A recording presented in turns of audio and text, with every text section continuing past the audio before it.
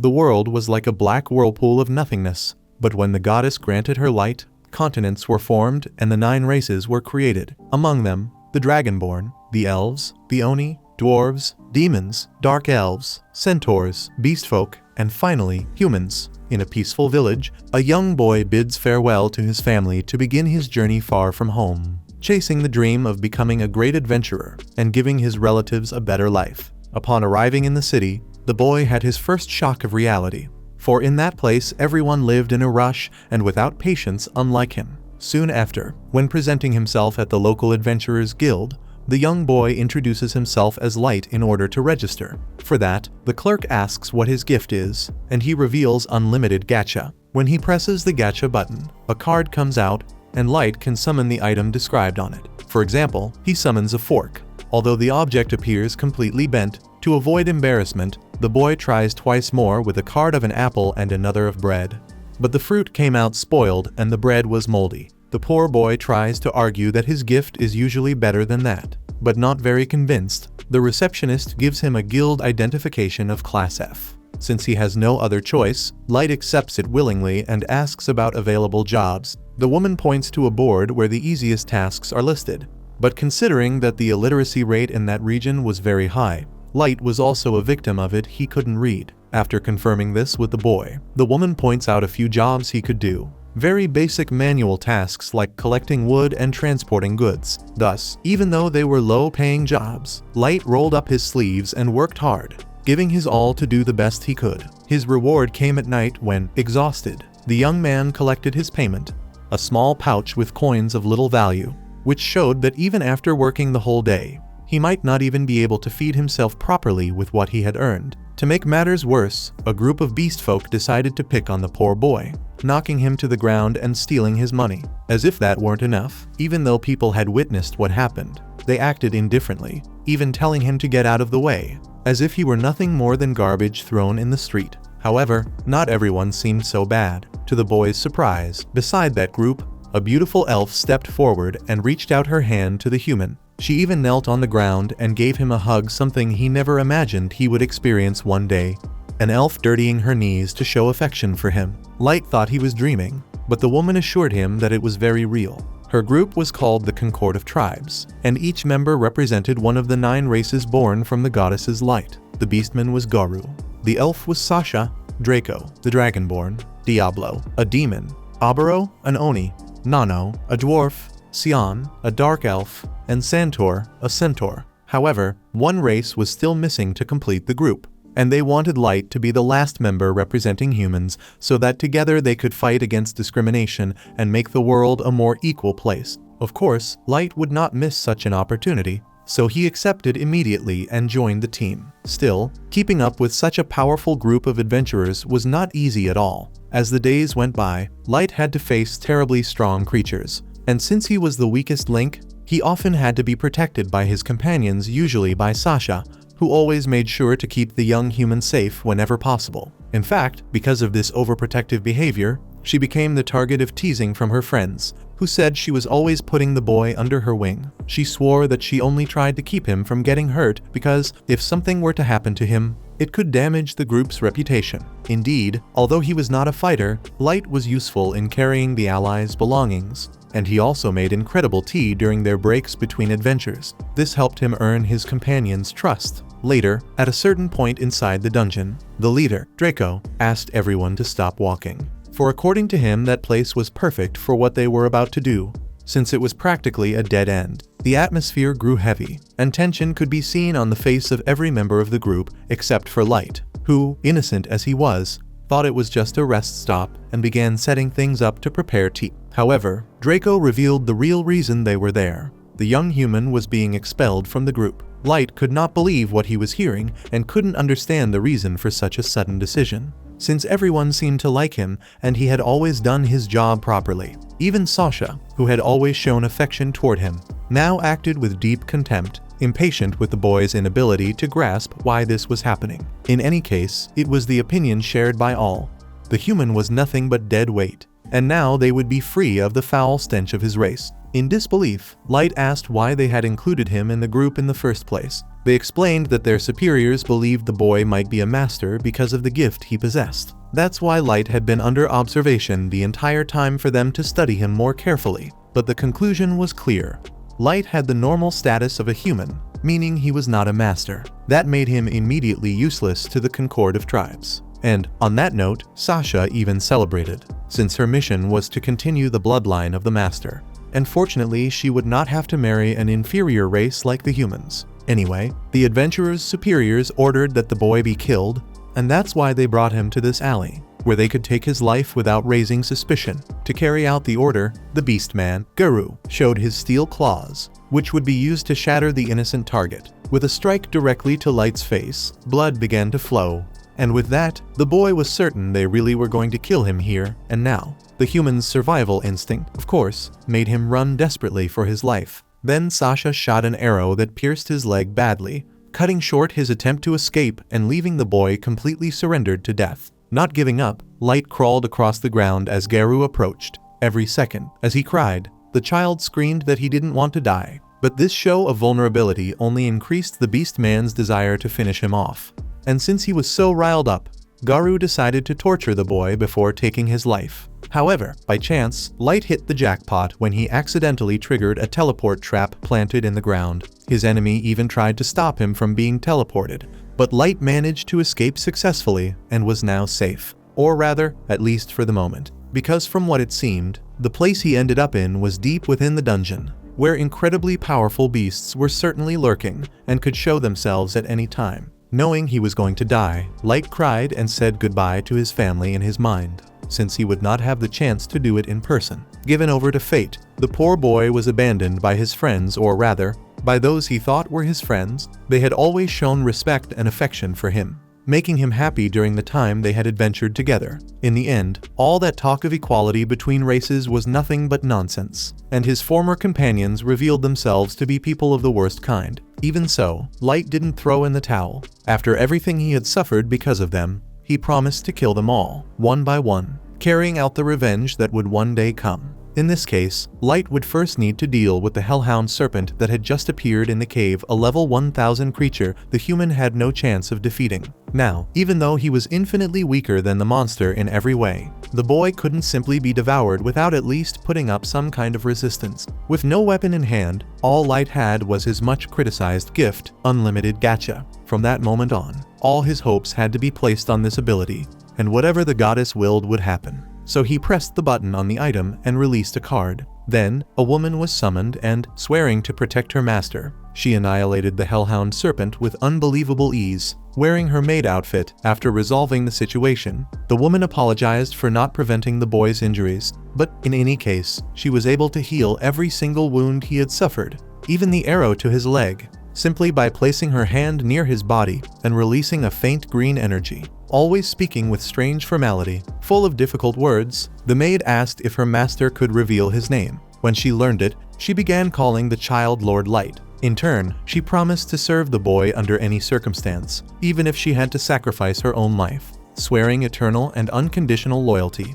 The mysterious figure introduced herself as May, the ever-seeking maid, an extremely rare level 9999 card that had been summoned through Light's ability, Unlimited Gacha. Then, May used her appraisal technique to analyze the young boy's status. What she saw were several layers of protection and a potential she already knew her master possessed, because her experienced eyes could see far beyond what the simple sight of an ordinary person could. According to the maid, Unlimited Gacha was far from useless. The truth was that, no matter what everyone thought, this gift had a trick that few knew. Its power was influenced by the mana flow of the place where the item was activated. The greater and stronger the flow, the greater the gacha's strength. In this case, as was obvious, May could only be summoned because Light had ended up in the depths of the dungeon to do it, where the energy was powerful. She was sure the boy had done this on purpose. Without much pride, the boy admitted he had landed there by chance, fleeing after being coldly abandoned by those he swore were his friends. Remembering his recent trauma, the boy couldn't hold back his tears and showed himself completely vulnerable in the face of such a terrible experience. Showing empathy, May gave the child an almost maternal hug and, even though she admitted she didn't fully understand the depth of his suffering, she made it clear she was willing to use all her power to seek the vengeance her master so desperately longed for. Now, for that to happen, all Light had to do was give the order. Light, however, refused to accept such overwhelming help. After all, he wanted to carry out his revenge with his own hands, no matter how impossible it seemed with his current strength. In fact, Light was certain May didn't see any possibility of that happening. But, on the contrary, she showed total support for this decision and made herself available to assist her master in whatever way necessary, emphasizing that she hadn't been lying when she said she would dedicate her life to standing by young Light's side. And so, in the depths of the abyss, the toughest dungeon in the region, knowing the power of unlimited gacha, Light pressed the button on the object once more so that he could build a kingdom that would help him carry out his revenge. From that moment on, that chamber of darkness began to be enveloped in a true flood of light.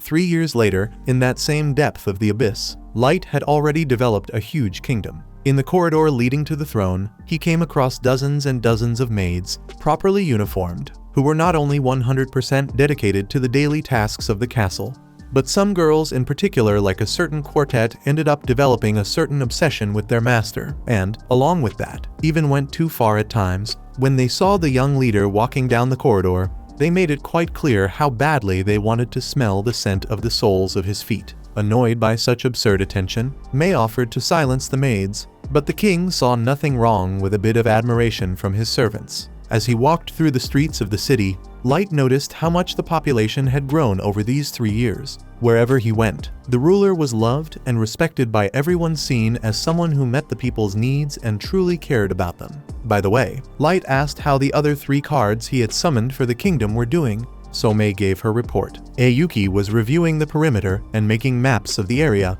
Light thought that was great, since the forest surrounding the kingdom was full of monsters, and that wouldn't be a problem for a tamer like her. May wasn't so sure, as Aoyuki was as unstable as a cat, but the master wouldn't think anything different of her. As for Ellie, she had been working hard to develop new spells that matched the plan Light wanted to put into action. Nazuna, lastly, was patrolling the castle as usual, since she was only good at hand-to-hand combat and wasn't very smart. Truth be told, about that, Light said that at least the girl was funny, which was enough reason to want to keep her around. Then, Light arrived at a door where Jack was waiting. The man treated the king in the most informal way possible, which irritated May, who had already told him to address their leader properly. However, Light himself made it clear that he didn't mind, since he saw Jack as an older brother. Having said that, the man teased the maid in a playful, take that kind of way. Finally, the two went to their usual training, and Light took off his gloves so he wouldn't go easy on his opponent. After all, he wasn't known as Blood Barricade for nothing. Living up to his nickname, he took a heavy punch to the pit of his stomach, a blow that would surely destroy an ordinary person, but he completely resisted the attack and started trading blows with his master. Meanwhile, the clumsy Nazuna patrolled the vast and endless corridors of the castle with her usual cheerful and carefree posture, making even the perverted quartet of maids wonder if she was really working or just taking a walk. When the warrior said she was doing an extremely important task for the king, the 4 maids took the opportunity to ask for a very special favor that, supposedly, had everything to do with what the patrol girl was doing. After praising her endlessly, they took advantage of her innocence to ask her to go to a very special place that needed a brave warrior to inspect it. That said, off went Nazuna to the place they mentioned. When she knocked on the door, May answered and asked what the warrior was doing in Light's room. The short girl said she was there for her routine patrol, and even though May tried to explain that she was responsible for that area and that Nazuna should go somewhere else, the stubborn girl simply ignored her and entered the king's room without permission. Inside, she even complimented the chief maid on how clean everything was, but then commented that the bed looked like someone had been rolling around on it for 2 hours with their face buried in the pillow. In response, May made up an excuse, saying it was a new style of arrangement she had developed during her years as a maid, and that only someone well-trained like her could do the same. Impressed, Nazuna pulled out a letter the quartet had written. She wasn't supposed to show it, but since the warrior wasn't very smart, she ended up reading it out loud. Down with May and her monopoly over Master Light's room. We demand that everyone have the right to clean this place. Vote yes to remove the tyrannical head maid. Get wrecked. Upon hearing that, May assured Nazuna that she would personally take care of the matter, then gave her a few coins as a way to reward her for her incredible service. Overjoyed, and taking advantage of the fact that new sweets had arrived in the market, The warrior wasted no time and went to a food stall to spend her money on treats like dorayaki and milk. After that, she went to see Ayuki on one of the castle's balconies just to check what she was doing. The tamer only replied with meows that more or less indicated her answers through body language. Even though Nezuna didn't understand exactly what she meant like light, did she try to interpret it as best she could. Talkative as ever, the warrior kept bothering her companion, saying she could help with her mission to make maps of the forest. She could even cut down trees to make the path easier, although it wouldn't really be a forest anymore without trees. She also said that if the tamer had come across any huge, dangerous monster and didn't know how to deal with it, Nezuna could have easily taken care of it herself. After all, even though she was summoned after Ayumi, she saw herself as an older sister who could handle anything. Fed up, the tamer replied that she hadn't found any monsters and had just come to return the part of the map she'd already drawn. Giving her companion a few pats on the back harder than necessary, Nezuna said she should have just said that from the start, then said goodbye and went back to her patrol. That means she went all the way to the throne room and let out an ear-piercing scream just to make sure no one was around. That way, she could finally drop her professional facade and fangirl over the master's throne with her unstoppable desire to be near him in person. But since that wasn't possible, she settled for rubbing herself against the king's seat like there was no tomorrow. By the way, in the middle of all that uncontrollable excitement, she ends up snapping the wing off a little angel statue that was part of the throne's decoration. When she realizes what she's done, she hurriedly sticks the thing back in place as best as she can, then bolts out of the room like a kid caught doing something bad. Meanwhile, Jack finishes the day's training and invites the leader to take a bath to refresh both mind and body. Once there, the instructor praises his apprentice, telling him he surpassed the level of anyone living in this kingdom, even most of those who dwell on the surface. Most of them, that is, not all. Light knows that very well, and he's eager to keep training to finally put his revenge into motion because his former teammates are all up there on the surface. In the meantime, after the mess they made Nezuna go through, the maid quartet is summoned by Mei for proper punishment. They pretend not to know why they're all there, so the head maid reads aloud every single word from the letter they wrote and forced Nezuna to say. The four of them grumble that they should have never let that airhead handle something so important, but now it's too late. The chief demands an explanation, but none of them can justify it, especially after the offensive words that were aimed at Mei herself. On top of that, the head maid finds it shameful that they were too cowardly to say those things themselves, forcing someone else to do it. So, as punishment, they'll have to clean the entire corridor leading to the throne room alone, and by hand. The punished girls protest, calling it absurd and impossible task. But as Mei says, one step at a time, just like when you reach level 500. With that, she informs them that she'll be heading on a mission to the surface by order of Master Light, and she expects everyone to behave and work properly while she's away. Back at the market, Nezuna has her face pressed against a shop window, mesmerized by a wicked-looking gauntlet with built-in blades. Ellie shows up and asks if the warrior is searching for sweets, and Nezuna takes the chance to ask why the mage isn't out inspecting something like she was supposed to. The mage replies that, obviously, things were so peaceful, she even got some free time, otherwise she wouldn't be there. Then she adds, calling Nezuna a dimwit. Annoyed, the warrior fires back that she's not a dimwit after all, she's just learned her multiplication tables. Ellie sighs and comments that there truly are no limits to the swordswoman's stupidity. That's when the argument starts, and the sorceress plays her trump card. She spent an entire day with Master Light recently, they even had tea together.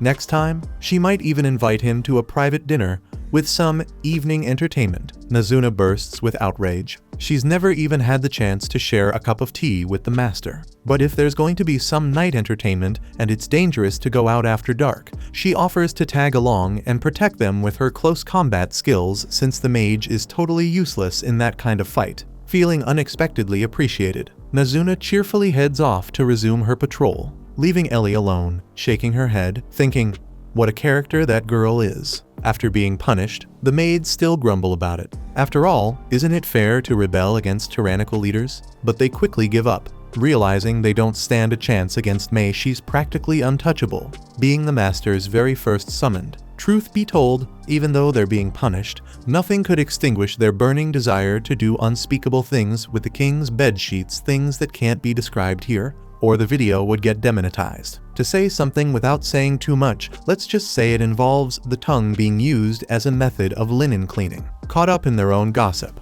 the four of them start venting again about their chief. She's always buried in work, but never lets anyone else clean Light's room. Totally unfair. And, of course, they're insanely jealous that May was the first one summoned and got to spend 3 whole months alone with the master before the second letter was ever called. In their minds, deep within the shadowy dungeons, the first maid had every opportunity to get cozy with the boy, and even imagining that scene makes the quartet tear their hair out in frustration. In a desperate move, they decide to turn their hatred into a curse against the head maid, so they start chanting the word die over and over again. Just then, passing by on her way to the surface mission, May, hearing those very words being aimed at her, walks right into the room in the flesh, demanding to know what the hell is going on. With nowhere to run, the 4 troublemakers scramble to flatter her, insisting they're 100% focused on following her orders and that their loyalty is as strong as a dog's devotion. But May just repeats the word die 3 times, the same evil chant they'd been using to curse her. Not that she owed them an explanation, but during those 3 months she spent alone with Light, all he ever did was study books. There was 0 time for the perverted acts the girls had been fantasizing about all this time. In fact, whether by coincidence or not, May had just been thinking she might have gone too hard on their punishment. She was even considering reducing it. But now, seeing this, she realizes she was absolutely right all along. Actually, the 4 of them deserve even more punishment. From now on, they won't just clean the corridor, they'll clean the entire throne room. From that moment on, the quartet was forced to finally get to work for real. And the first thing they did after their boss's departure was start cleaning. In the middle of the cleaning, one of them dropped the angel's wing that Nezuna had broken and fixed back in place. And the general feeling was that the 4 of them were completely doomed. On the other hand, Nezuna was feeling fulfilled. After keeping the kingdom safe for another day, she took off her armor and lay down on the bed to rest a bit. Even so, she felt she might have the chance to see her master more often, just like Ellie. In general, she only patrolled the castle daily, but she would love to go on an intriguing mission on the surface, where she could defeat a giant monster, prove her worth, and gain the king's complete trust. Speaking of which, all she hoped for was to see Master Light tomorrow. When morning came, Light gathered Nezuna, Ellie, and Ayumi at the kingdom's gate. As always, the mage and the warrior were fighting, until Nezuna stopped everything she was doing to celebrate the king's arrival, since she had wished to see him before going to sleep. Ellie replied that His Majesty would never stop his duties to meet a brainless girl like Nezuna, while Ayumi rubbed herself against the leader like a cat. Not knowing how else to deal with the tamer, Light patted the girl's head, which caused some jealousy between the 2 quarrelers. Setting that aside, a hellhound suddenly appeared in the abyss, and Light felt an uncontrollable shiver because of the trauma he had suffered 3 years ago with that same creature. In any case, he was not alone.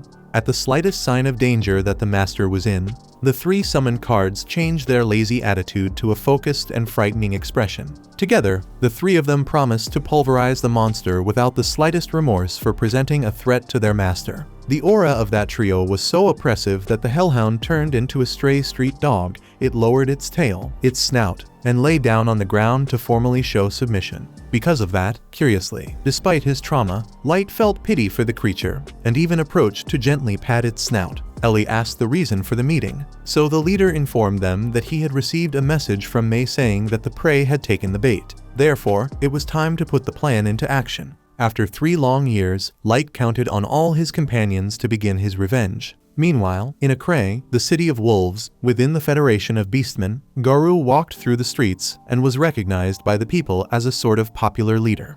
Of course, Garou loves flattery. He never turns down a bit of bootlicking. As the crowd bows before the wolf, he spots a human child digging through the trash. Without a second thought, he throws the kid to the ground, spits in his face, and growls for him to stay away. Later, Garou heads to a tavern with his pack of brown-nosing subordinates, each one acting as if their leader were some kind of god on earth. One of them makes a point of saying that the wolf rose from a slum orphan to become the chief of all wolf men, and the others chime in that they wish they could be just like him. To reach that level, Garou teaches, you must learn to use your beastly instincts in the best way possible. His underlings are convinced that no one in the world has the same talent as their boss. Garou adds that the secret lies in sniffing out the best jobs and knowing how to tell them apart from the bad ones. One of the thugs brings up that job from 3 years ago, the one with the Concord of Tribes, but Garou waves it off, saying he can't reveal anything about that mission. It's a national secret, or so he claims.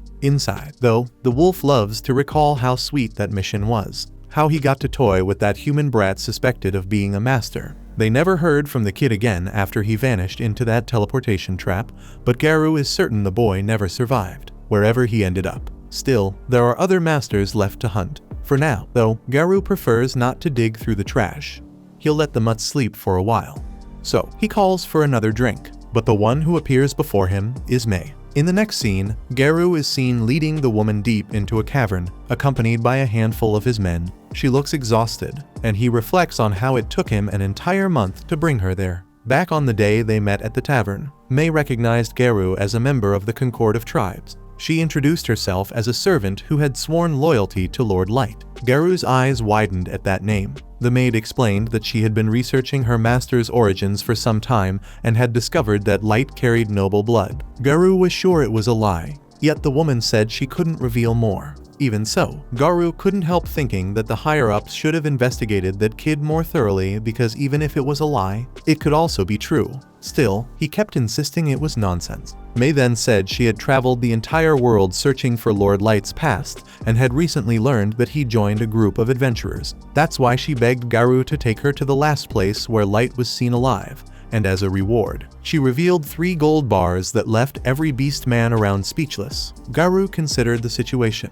The smell of a trap was strong, yet she was just a human woman, no real threat to them. Thinking that, he accepted the deal. Not for the money, of course, but because, as he put it, Light had once been a dear companion. He promised to gather his strongest men to explore the abyss. Now, thinking back, it all seemed too good to be true. Garou could barely wait to enjoy himself with that human body once they were deep inside the labyrinth. He led May straight to the very spot where he and the Concord tribe had once brought Light to end him for good. The wolf explained that a monster had ambushed the boy, and wounded, Light had crawled into a teleportation trap, never to be seen again. May fell to her knees, tears streaming down her face, praying for her fallen master. While the cynical wolf muttered that there had been nothing anyone could have done, behind her, his men quietly closed off the exit, slowly cornering the human maid. At that moment, May spoke. She said how terrible it must have been for Light to be betrayed and tortured by scum who had sworn to be his friends, in a place as filthy and dark as this.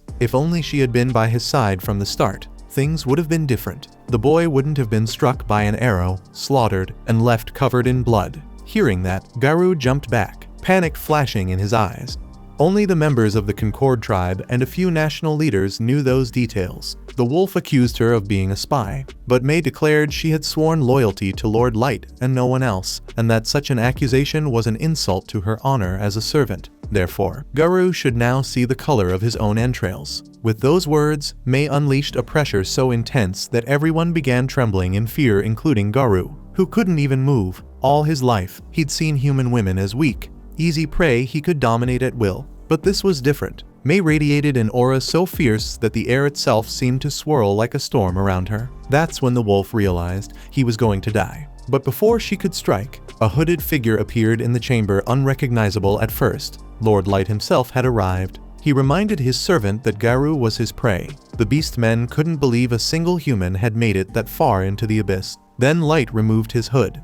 The sight of his face left Garou speechless. The young man smiled and said he had come for revenge 3 years later. The wolf laughed at the idea. After all, that brat was still just a level 15 human, while he himself stood above level 150. Garou had no clue how the kid survived, but he was glad he did, because killing him again and bringing his corpse back to the chiefs would make Garou the greatest of all beast men. Light imagined the wolf had many questions about what had happened, and Garou admitted he did. He even said that weird woman had scared the hell out of him, but in the end, they were just humans, completely harmless. Even his weakest subordinates were above level 130, while Light was a mere kid with a pathetic gift who must have survived by sheer luck, probably saved by that woman, or something like that. To show that there was no escape anymore, Garou ordered his men to go after the boy. 2 of them rushed ahead but were easily decapitated by Mei, who crossed the entire place at a speed invisible to the eye, taking down the enemies and vowing that none of the beastmen would leave the abyss unpunished. Light thanked her for the help and asked the maid to block the exit, and she promised that not a single soul would leave that place alive. Garou's subordinates were shocked by their comrades' deaths, but Garou told them to keep their eyes open, since it had been just a lucky surprise attack. Still, he claimed their group would never lose to an inferior race. Light commented that the wolf really hadn't changed that way of thinking, and asked if Garou had ever considered that maybe his race was actually the weakest there, showing his level status of 158. The wolf said that was ridiculous, since humans were creatures of low strength and mana. Light replied that every race has a level limit, and that's the main reason why humans have always suffered discrimination. Garou told the kid to stop that talk after all. They were simply born better than humans. But Light asked, if that's so, then why were the only heads on the ground those of beastmen? That provocation intensified the enemy's anger, and their movements showed that another attack could happen at any moment. And that's exactly what happened. They all attacked Light at once, who calmly responded by striking each one of them with his staff. After being hit so hard, Garou was thrown back and lost his breath. As Light approached, the wolf still couldn't believe that a mere human was capable of doing all that. With difficulty, he stood up and refused to be humiliated that way. After all, Garou was the leader of the wolfmen and couldn't burn his reputation like that. To raise the level of the fight, he drew a magic orb to summon the magical beast Fenrir. When he threw the item on the ground, an explosion of energy occurred, and soon a gigantic level 500 wolf appeared. Garou smiled from ear to ear, certain he would crush that human. But Light sighed, regretting that such a giant was so weak. To make the fight more exciting, he dropped his staff and spread his arms open, promising not to move. That provocation only increased the wolfman's rage, who swore not to leave a single bone of that arrogant kid intact. Then he ordered Fenrir to launch the beast's roar explosion, a surreal power that hit Light directly. Garou was sure the boy couldn't have survived such a concentrated mana explosion from a level 500 creature. However, Mei seemed strangely calm while guarding the exit. When the smoke cleared, Garou's jaw dropped to his chest. Light was absolutely unharmed. According to the boy, that attack had a name full of big talk for a power that only kicked up a bit of dust. Around them, the henchmen started to panic at that unbelievable sight, while the human announced it was his turn now. He added that it was a shame they called that mutt Fenrir, and then drew a card that would show his opponents the true primal wolf god, an ultra-rare being of level 9000. Without delay, Light ordered Fenrir to take down the mutt, and with a single icy breath, he froze the beast summoned by Garou. Seconds later, the ice shattered into several pieces, each carrying a different part of the creature's body. From that moment on, all traces of arrogance disappeared from Garou's face. After all, his level 500 monster had been defeated with just one breath. Light said that even he could have finished off that beast,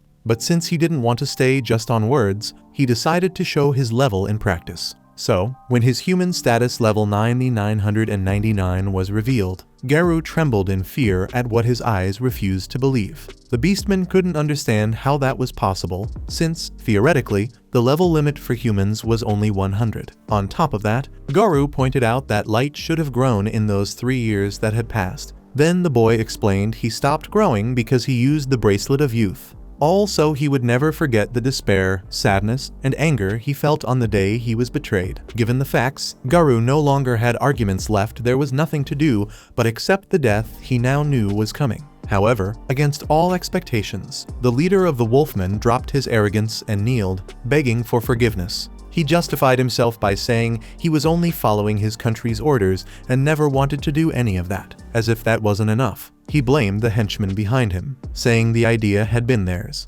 While they revolted at his cowardice, the leader admitted he had betrayed Light, but with a ridiculously gentle voice, he reminded him that they had shared many good moments together. Ignoring the wolf's plea, the human ordered him to tell everything he knew about the masters. Garou answered that his superiors only told him to go after them, but he had no idea why. If that was so, Light wanted to understand why they still tried to kill him, even after discovering he wasn't a master. Once again, Garou swore he didn't know anything. Then Mei asked the henchmen if they knew something. They all firmly claimed they had information to reveal, but the maid sliced them all with steel wires, punishing each of the enemies with death for lying to Lord Light. After that, Light asked if Garou agreed that they would win if they went to war against the nations on the surface. But before hearing the answer, he made it clear that May could see the truth through her eyes of judgment, trembling and urinating on the floor in fear. The wolf said Lord Light was indeed very strong and might have a temporary advantage in that battle. However, no matter what level he was still only one person against entire countries armed with powerful equipment and items. Satisfied with the answer, Light replied that he had been thinking pretty much the same thing, and since he still had more questions to ask the wolfman, the human demanded that he come along. Without saying another word, Light activated a teleportation spell and disappeared from there together with Garou. When the wolf realizes it, he's standing in a gigantic throne room where hundreds of soldiers, maids, and magical creatures bow before their sovereign, Lord Light. Garou is left speechless as he watches that boy climb the steps to the throne. Once seated, Light orders everyone to raise their heads and display their status. At that moment, we see that the magical beasts have levels around 8,000. While other types of units range around 7,000. The regular infantry soldiers are level 1,500. While Light's personal subordinates Mei, Ayuki, Ellie, and Nizuna are all at the maximum level, 9,999. After revealing that he spent the last 3 years building this army,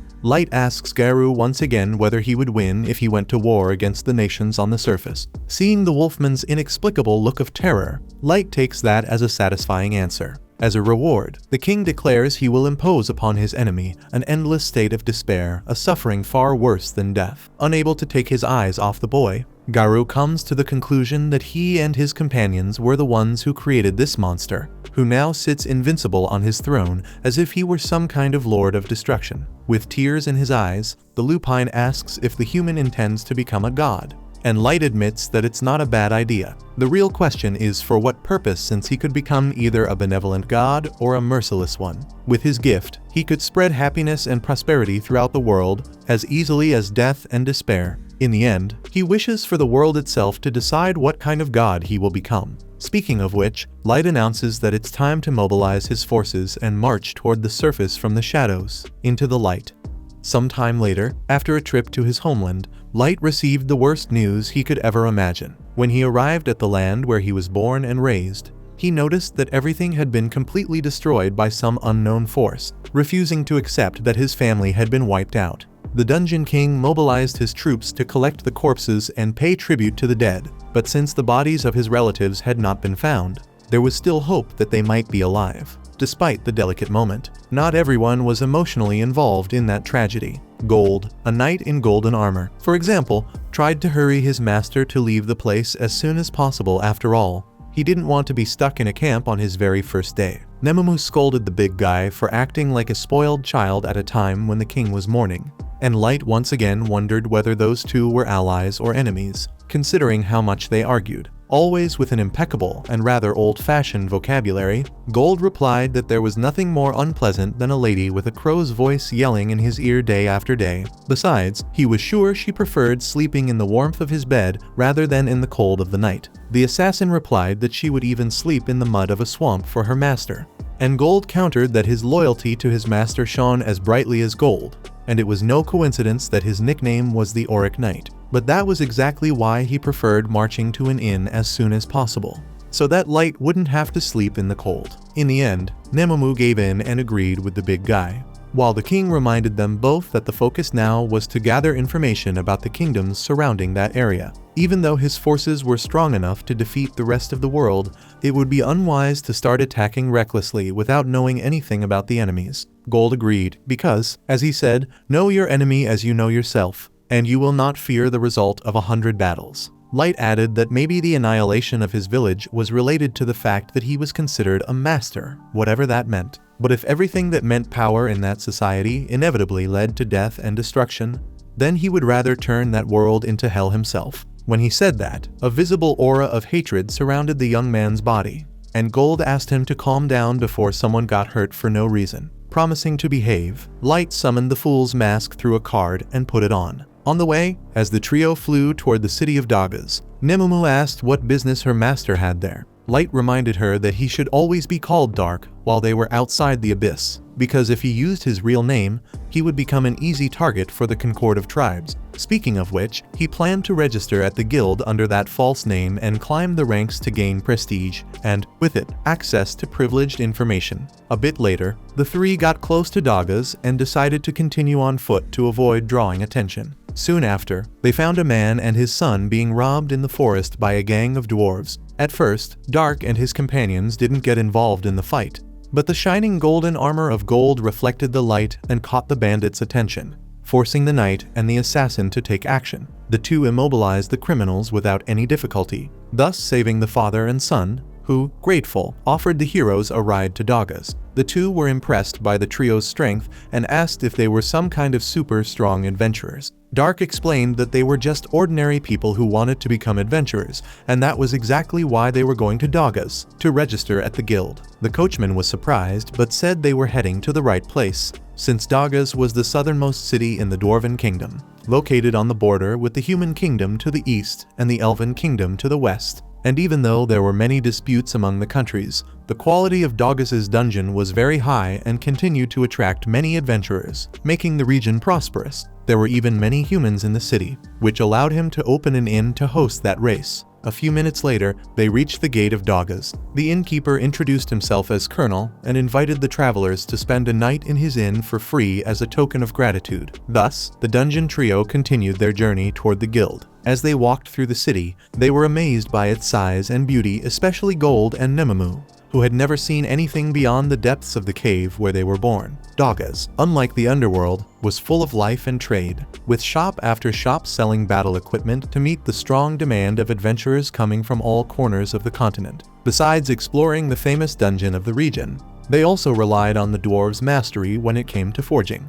A little farther ahead, the three reached the guild, and surprisingly, there were almost only humans inside. Everyone stepped aside as the trio of outsiders advanced, which made Dark assume that the humans were afraid because they were mistreated by other races in that place. When it was time to register, Nemamu made a scene with the receptionist in front of everyone, arguing that Lord Dark could never humiliate himself by registering as a rank F adventurer, even though every beginner was required to start at that level. In her opinion, her master should not only be rank SS, he deserved a level made just for him, like SSS or something like that. Embarrassed by his servant's behavior, Dark himself apologized for her attitude and gladly accepted the rank given to him. After realizing her mistake, already outside, Nemamu apologized in every way possible for the way she had acted in the guild. Later, the new adventurers of Daga's went to Colonel's Inn, and Lord Dark asked to rent the entire upper floor of the hotel for a full month, as long as no employee went upstairs during that period. That said, the man places a bag full of gold coins on the counter, making the eyes of the shop owner shine, who had only expected to grant a free night to his saviors, but ended up hitting his entire monthly goal in a single stroke. With the deal closed, the king of the underworld summons cards that grant total silence to his allies, as well as prevent their detection, which reassures the group for a safer stay, far from trouble. In turn, Nemamu asks if it wouldn't be right for the master to simply send his subordinates to carry out the missions instead of participating personally, since that way he could get hurt. Upon hearing this, Dark releases such great anger that he practically breaks some objects around him. After all, he felt particularly questioned about the validity of his long-desired revenge, realizing she might have gone too far. Nemamu bitterly regrets it, and, on her knees, once again asks for forgiveness for her intrusion. But the boy pulls himself together and apologizes for his exaggerated reaction, because he knows well that the girl only said that because she was worried about his safety. But unfortunately, bad feelings took over him. Even so, to demonstrate her unshakable loyalty, the assassin kisses her master's foot, a gesture known to show obedience, even though Dark does not like it very much. Seeing the scene, Gold calls Nemamu a pervert and provokes another fight between the two. After leaving the hotel, the group goes to Daga's dungeon, and, passing through the popular market, they draw everyone's attention, whether because of Gold's armor, Nemamu's beauty, or Dark's mask. Because of that, the boy recognizes that the mask fits him perfectly. But without a doubt, it is not a good accessory if you want to be invisible in the crowd. When they reach the line, they notice there are no elves, and Dark explains that this is due to the fact that elves and dwarves are in a dispute to see who dominates this dungeon. Grabbing the boy from behind, Nemamu comments on how wise her master is, He asks if she really needs to act like that, and she assures him that yes, because it is very important to protect the king's back. In the middle of this, some rough-looking adventurers simply cut the line shamelessly, and nothing happens. By the size of the weapon, one of them is hiding under a cloth. Dark imagines that these guys are not weak at all. However, since they are not fools either, the Abyss trio goes to the line cutters to make it very clear that they are in the wrong. The man with the giant sword asks if the brat knows who he is talking to, but his companion next to him reminds him that it would not be wise to start a fight in this place, because if the sword is used now, it would probably cause chaos. Understanding the situation, the sword bearer swallows his pride and lets it go for now, going with his allies to the end of the line. After expelling the bullies, Dark and his companions are revered by the other adventurers who were also waiting in line, especially by the group of 4 young men who were behind the line cutters and did not have the courage to face them. Completely clueless, one of the boys, named Gimra, asks if the big guy's armor is really made of gold. His companions scold him for his shamelessness, but the truth is that everyone around was curious for an answer, as Gimra himself knew.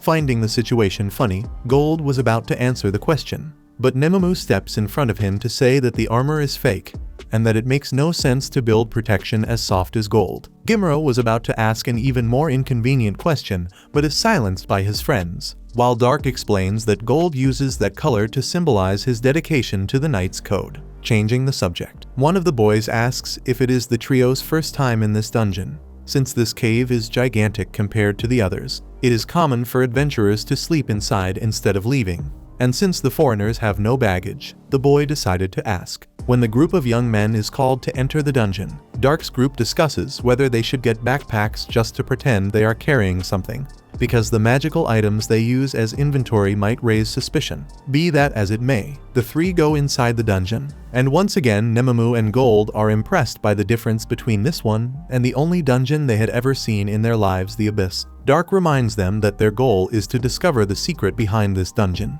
even though not even Ellie was able to unravel this mystery, which makes this mission practically impossible. From what he learned, dungeons are full of mana, and the level of this magical energy rises as they go deeper. This power can be used to create monsters and traps, as well as countless other things. Upon coming across a vast field inside that dungeon, Dark points out that each labyrinth is a world in itself, completely different from the surface. Then, he summons the cards of lightness, concealment, and clairvoyance, so that he and his companions could fly to cut through the path, while staying hidden in the air and having a privileged view of the surroundings. Meanwhile, on the surface, the arrogant warrior with his huge sword annihilates several monsters along the way, with an expression of hatred stamped on his face. After slaughtering the enemies, he announces himself as the youngest and most brilliant elite white knight of the Kingdom of the Elves. His name is Kaido, the legendary hero with Master's blood.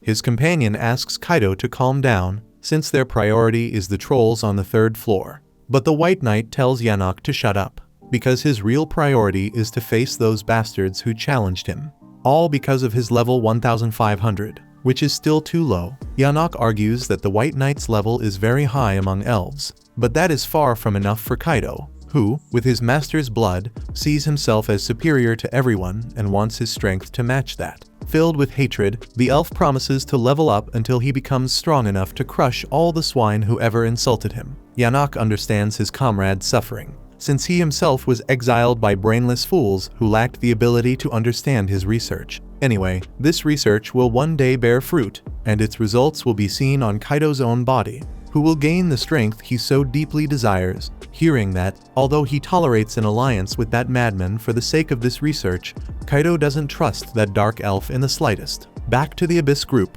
they indeed reached the 3rd floor and wiped out all the trolls. Once that was done, Dark announced that they should collect the magic gems to prove to the guild that they had truly descended to that level of the dungeon. Since the battle left the king completely filthy, he preferred to return to the surface and take a good bath. Nemamu, of course, promised to leave every part of her master perfectly clean, even though no one mentioned it. Gold refused her help, claiming that his armor was as beautiful and shiny as always. Without delay, the trio returned to the 1st floor with Dark's strength leading the team. As they flew through the skies of that magical cavern, the The sunset was so beautiful that Gold wished he could keep flying forever. Suddenly, the Abyss warriors noticed the presence of the same group of youngsters they had met earlier in the line for the dungeon, now in danger. Facing a small horde of goblins, 3 of them held the front line with melee weapons, while the last one supported with magic. After defeating their opponents, they were startled by the sudden appearance of Dark, Gold, and Nemamu. Dark, with his staff impaled into the body of a snake,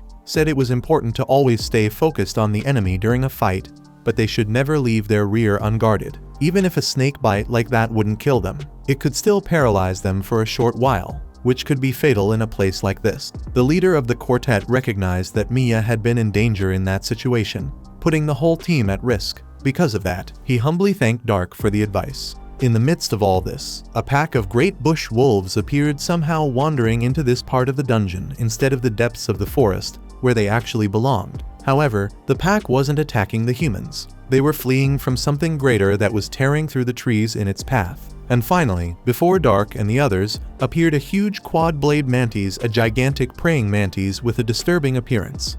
The rookie leader doesn't understand how this could be happening, since that species was supposed to have been exterminated 10 years ago. He tells Mia to attack with magic to throw the mantis off balance and buy them time to escape. But since the kids want to run away, Black asks to hunt the creature with his group. Gold says that a hit from that thing must really hurt, and Nemamu guesses it must be around level 500. The boys' leader thinks fighting that thing is a death sentence and that the only way out is to get away as fast as possible. But Gold charges at the insect and starts a duel against it. After realizing it wouldn't be easy to get close to the enemy in melee, Dark casts fire arrows to attack from a distance, but the quad-blade mantis reflects the flames back at the caster, almost causing serious damage. The rookie quartet is sure this is the end, so the leader asks Mia to use another spell. But the girl is completely amazed that the hooded sorcerer can cast attack magic without chanting, and she can't understand how no one else seems to care about it. Her companion doesn't know what that means, but he knows they need to react quickly. Laughing at the situation, Gold promises to teach the boys how a knight should wield his weapons on the battlefield, which basically means attacking with the sword and defending with the shield. For example, when attacked, the Golden Knight raises his shield and completely breaks the mantis's claw. Then, teaching the boys step by step how to succeed, he explains that after destabilizing the opponent, you must strike with your sword at the right moment, since battles are always about technique and creativity. Dark follows up with more fire arrows. The mantis reflects them again, but this time they recalculate their trajectory and hit the insect's back, taking full control of the projectiles. The mage is able to manipulate the fight as he pleases. Mia is stunned that this guy can control 30 fire arrows at once, while Dark destroys the mantis's other claw and decides to finish the fight once and for all. However, realizing it's about to die, the insect itself turns around and tries to flee as fast as it can. Dark acknowledges the monster's intelligence in trying to escape, but today isn't its lucky day. With a wall of fire card, the gacha player raises a barrier that blocks its escape, leaving Mia even more impressed by what she's seeing. The quad-blade mantis spreads its wings to fly away, so Nemamu leaps into action with a huge jump. As she approaches the target, she strikes a blow that shatters the mantis into pieces. The assassin strikes a victory pose to receive applause from the group, but Gold complains that she ruined the best parts of the monster, and now they can't sell it anymore, driving the woman into despair, while Dark forgives his subordinate.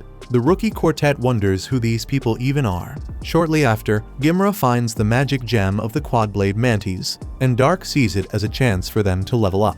The boys' leader asks if the trio is part of some famous S-rank adventurer group or something like that, but Dark says they're all rank F, which blows the kid's mind. Mia conjures a water sphere so the adventurers can wash their hands. Gold says his armor is still clean and shiny as always, while Dark humbly thanks her kindness and washes up. The rookie leader replies that they owe them much more than that for all the help they received. So since night is falling and the place could get dangerous, he invites the trio to camp with them for the night in the forest, even though they only have a simple tent and basic food to offer. He also admits that Mia's dying to talk to Dark about magic, which is written all over her face, so everyone gathers to spend the night together. After setting up the camp and lighting a fire, they sit down to eat. Hearing Dark's story, Mia realizes that the boy's talent comes from his parents, who were also sorcerers. The boy praises her abilities, but she sees herself as far from good enough. since she can't cast spells without chanting, much less tactical class ones.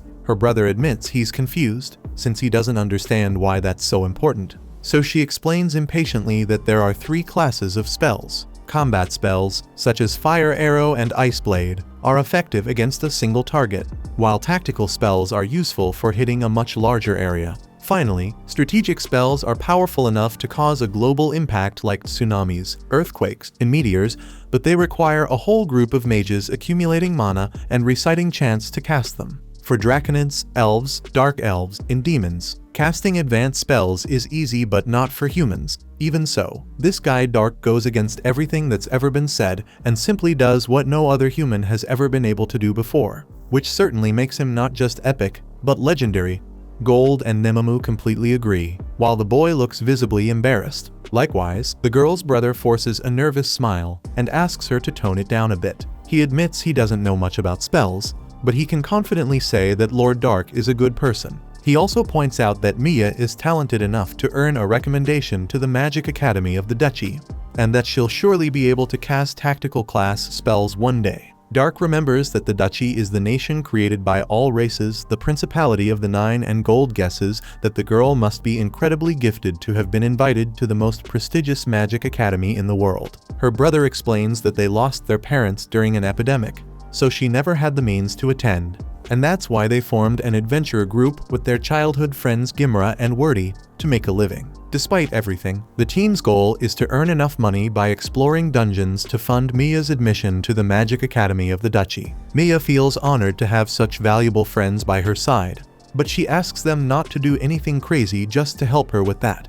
Dark observes the beautiful relationship between the siblings, which reminds him of his own little sister. With that in mind, he points out that the group will be able to achieve their goals, especially after seeing how talented Mia is. Embarrassed, the girl thanks him for the compliment, while her brother asks what made the trio want to become adventurers. With his head down, Dark says that his parents died in a fire. Nemamu adds that this incident left Lord Dark with terrible burns, and now they need to find a potion strong enough to heal those wounds, while Gold completes by saying that they owe a lot to that boy's parents, and that's why they are traveling with him. Inconvenient and impulsive as always, Gimra asks if Gold and Nemamu are some kind of item, or if they are a couple. The assassin replies that she would never go out with a yellow can, and the knight says that he's only interested in mature maidens who can recognize his golden aura. Since the girl is single, Gimra invites her out, but the woman says that her heart belongs exclusively to Lord Dark. Meanwhile, even in the middle of the night, Kaido keeps active and takes down a gigantic ogre in the forest. Yanok praises his companion's victory, but Kaido believes that his sword, Grandius, is a legendary weapon of prestige, meaning it shouldn't be wasted on vermin like that. Yanok insists that collecting some parts of these monsters is important for his research, because that way he'll one day be able to surpass the growth limit imposed on each race. The next step is to obtain the primary material for the research, humans. About that, Kaido can't wait to begin the hunt. Days later, the guild receptionist is delighted with the amount of gems Dark brought, and the woman's excitement was such that it drew the attention of all the adventurers, who started whispering about that extraordinary feat, mainly because rumors had already spread that they were the group responsible for defeating a quad-voice mantis, which earned them the nickname Black Motley. Nemamu explains that that's why she had said Lord Dark deserved an S rank right from the start. Ignoring the woman, the receptionist promises a premium meal for the mage while he waits for the sale to be completed. After they leave the guild, Gold jokes that that little bird must be singing a sweeter melody after today, while Nemamu remains angry because no one gives her master the recognition he deserves. As they walk through the streets, the three are recognized as the ones responsible for killing a quad-voice mantis, to the point that 2 men approach them to ask if they really are the Black Motley, since that's how everyone is calling them. Nemamu steps in front of her master and asks what the strangers want with him, but the men promise they don't want any trouble and introduce themselves as Suvalin and Gilbert. Suvalin explains that, from what he's heard, Dark and his companions killed a mantis and managed to reach the 5th floor of the dungeon. Gilbert says that's an exaggeration, since it took the 2 of them years to not even get close to that. So Nemamu brings her knife close to the man's neck and asks if he's calling Lord Dark a liar. While he tries to explain, Gold wants to know what they want. Suvalin says they're just trying to be nice, and that many humans in the city have greatly admired the Black Motley,